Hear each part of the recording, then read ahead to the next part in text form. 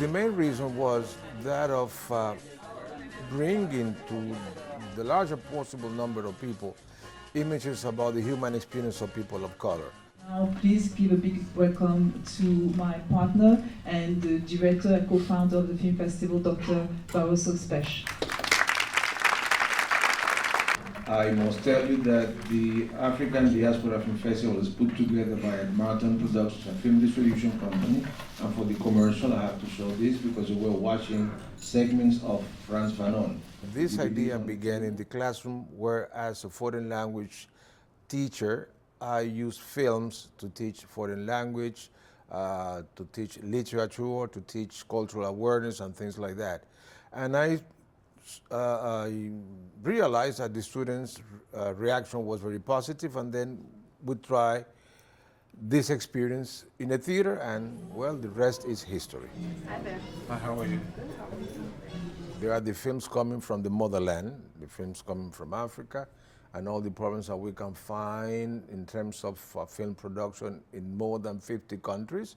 In Jamaica, we live with reminders of slavery scattered across the island, and the legacy of slavery runs deep, touching the fabric of our lives. Then there's also films coming from places like Jamaica, Barbados, Cuba, where the population of African descent is important. Of my Golden Jubilee to address the Jamaican Parliament. I thought I was going to do a short film about Queen Elizabeth visiting Jamaica, because I thought it would be full of irony. And I was at one event, official event, when a group of Rastafari came to petition the Queen for reparations.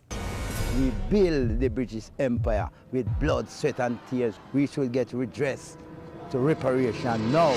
And it was very dramatic. So I just started to not to take on the whole of reparations, but this particular story, which led me into the larger story about reparations in Jamaica. A film festival is not an event that is going to just repeat what we see in the Cineplex. Film festivals are supposed to refuse to accept any sort of censorship and play films that could be controversial, films that could be thought-provoking. We don't know our story, and for me that's the first part of reparations. To make the film, I read a lot about slavery around the world, and then in the US, the Caribbean, and then I focused on Jamaica. But I read about slavery in a lot of places, and I realized that for the New World really was the worst. I mean, that's not debated, it was. And we don't know those stories, and I just think that we just have been taught to, it's ugly and it's negative, and to let it go. So I think that if we knew them, and if we saw that this is not a slave, it's a person who was enslaved.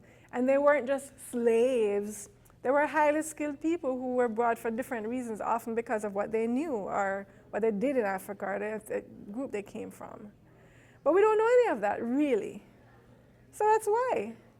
And we're told not to know. It's rooted in lack of information. But unfortunately, there's a tendency to see each other as adversaries instead of look at each other as people trying to do something together, trying to build something together, and people with more common things that sometimes we believe we do have. I just feel like we should read more, and there's so much to know about our own history. The African Diaspora International Film Festival is held in New York City, Washington, D.C., and Chicago, and different moments of the year, so they could come and see the films, enjoy a good moment, have a glass of wine, and meet people, and be proud and happy of being a person of African descent.